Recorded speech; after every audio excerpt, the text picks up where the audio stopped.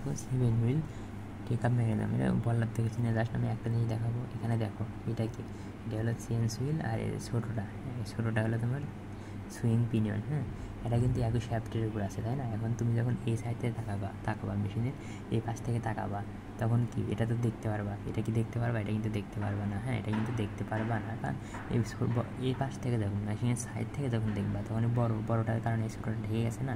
তার মানে এখানে একটা সাইড থেকে তাকালে একটা দেখা যাচ্ছে আর একটা দেখা যাচ্ছে না, মানে ছোটোটা দেখা যাচ্ছে না। হ্যাঁ, তো খেয়াল করো এখানে কীভাবে আঁকানো আছে, এখানে কীভাবে আঁকানো আছে। হ্যাঁ, এই দেখো বড়োটা মনে সাইড থেকে মনে করে আমি দেখতেছি যে বড়োটা হ্যাঁ, আর ছোটোটা দেখা যায় না। পরে ছোটোটাকে আমি বড়োটার ভিতরে ঢুকে দিছি। মানে তুমি যদি খেয়াল করো, তুমি যদি এরকম এখানে খেয়াল করে যে বড়োটা আঁকানোর পরে ছোটোটা কি মনে করো যে আঁকানোর সুবিধাতে ছোটোটাকে বড়োটার ভিতরে ঢুকে দিছি আর কি। হ্যাঁ, এই তো জাস্ট দেখো এই ছোটো রোলার আর এগুলো কি বড় রোলার, এগুলো বড় রোলার। মানে তুমি তোমার মতো আঁকাতে পারো। আমি কী করছি, আমি আমার মতো যদি বলি, জাস্ট মনে করো যে নিয়ে কম্পাস নিয়ে জাস্ট সমান দৈর্ঘ্য বিশিষ্ট এরকম এরা থেকে এই সেন্টার এই বরাবর, তাই না? প্রথম এই বরাবর হওয়ার তাহলে একটু উপরে নিচ্ছি, ওই একই মাপ নিয়ে এরকম যাতে একটু ভিতরে যেন ঢোকে, একটু ভিতরে ঢোকে, ওই জন্য আরেকটা আঁকাইছি। এখান থেকে এই পয়েন্ট থেকে এখানে পয়েন্ট নিচে নিয়ে একই মাপ দিয়ে আরেকটু ভিতরে ঢুকাইছি, আরেকটু উপরে নিয়েছি, এরকম আরেকটু ভিতরে ঢুকে ওইভাবে নিয়ে আঁকাইছি। হ্যাঁ, এই তো দেখো এই যে এখানে সবগুলো মানে এগুলো কি টিথ এভাবে দেখাচ্ছি, শুধু একটা ব্যতিক্রম, আমাদের অ্যাসিড হুইলটা একটু স্পেশাল, তো ওই জন্য অ্যাসিড হুইলে টিথগুলোকে একটু বেশি অ্যাঙ্গেল করে দেখাইছি। হ্যাঁ, এই তো আচ্ছা দেখো এই দুইটা কি, এই শ্যাফট আর এই রোলার এটা কি শ্যাফট না, ডন্ডের উপরে থাকে। দেখো তোমার এদের অ্যাসিড হুইল আর উপরেরটা কি স্ট্যান্ডার্ড হুইল। হ্যাঁ, এটা দুইটা হুইল একই শ্যাফটের উপর অবস্থিত, তার মানে এটা একই দিকে ঘুরবে। এটা হল তোমার ঘড়ির কাঁটার বিপরীত দিক হচ্ছে। হ্যাঁ, আচ্ছা এখন এরা ভিতরে যায় না, দেখো ভিতরে যাচ্ছে দেখে এটুকু আমি ডট দিচ্ছি আর কি। ভিতরে যেটা যাচ্ছে ওটা ডট দিচ্ছি, ভিতরে যাচ্ছে ওটা ডট দিচ্ছি আর কি। হ্যাঁ, আর এই টিথগুলো এই বৃত্তগুলো এমনভাবে আঁকাবা।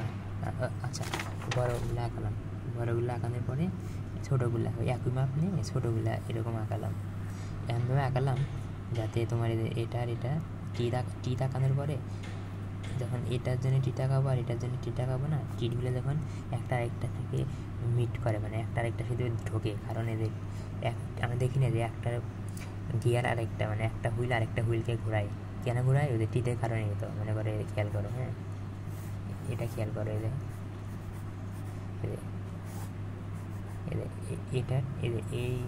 এই হুইলের টিটের ভিতরে অন্য হুইলের টিট একটু ঢুকানো আছে দেখছো? তার মানে এই টিট আর এই টিট সংঘর্ষ হওয়ার পর কারণে কি মনে করো এই উপরেরটা এদিকে ঘুরছে, এদিকে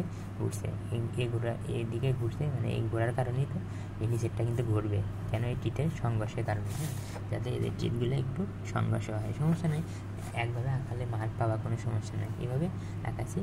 আচ্ছা তাহলে এটার বিপরীত ঘুরবে এটা। হ্যাঁ, আবার এটার বিপরীত ঘুরবে এটার বিপরীত ঘুরবে এটা। হ্যাঁ, আর একই শ্যাফটের কারণে যারা একই শ্যাফটের উপর থাকে তারা হলো একই দিকে ঘোরে। এখন কথা দেখো এখানে কিন্তু টিট চিহ্ন মানে এখানে টিট দিন, এখানে টিট দেয়নি, গিয়ারে বা হুইলে টিট থাকে, কিন্তু আমার কি টেক আপ রোলার যে দেখলাম মানে ইমারি রোলার, ওখানে কি টিট বা দাঁত আছে নাই, ওই জন্য কিছু দেই নেই। হ্যাঁ, আর এখানে আমরা দেখছিলাম এই পুরাটুকু, দেখো খেয়াল করে এই পুরাটুকু আমার এই পুরাটুকু একদম উপর থেকে নিচ পর্যন্ত পুরাটুকুকে আমি বলতেছি ভার্টিক্যাল লিভার। আচ্ছা ভার্টিক্যাল লিভারের উপরেতে দেখো, উপরে থাকে হলো তোমার যে পুলিং ফল। আচ্ছা, আর এখানে পিভটেড বা ফালকাম করা থাকে, আর নিচে থাকে স্টুট। হ্যাঁ, এটা দেখলে বুঝতে পারার সমস্যা নেই।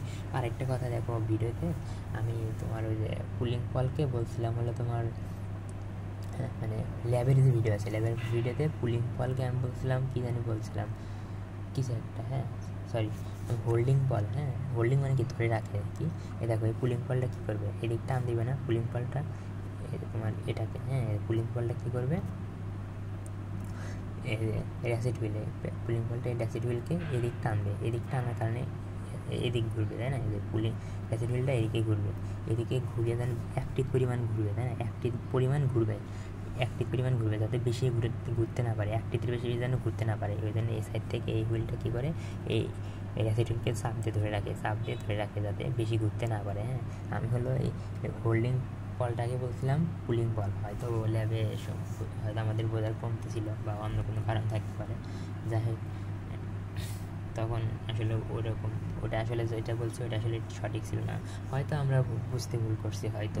তো যাই হোক, আমি ইউটিউব দেখে পরে আর কি মোটামুটি শিখলাম। তো যাই হোক, এই তো এটা কিছু না, ভুল ত্রুটি মানুষের থাকেই, ইনশাল্লাহ আশা করি বিষয়টা পজিটিভলি দেখবা, সমস্যা নেই। এই তো গেল আর কি। হ্যাঁ।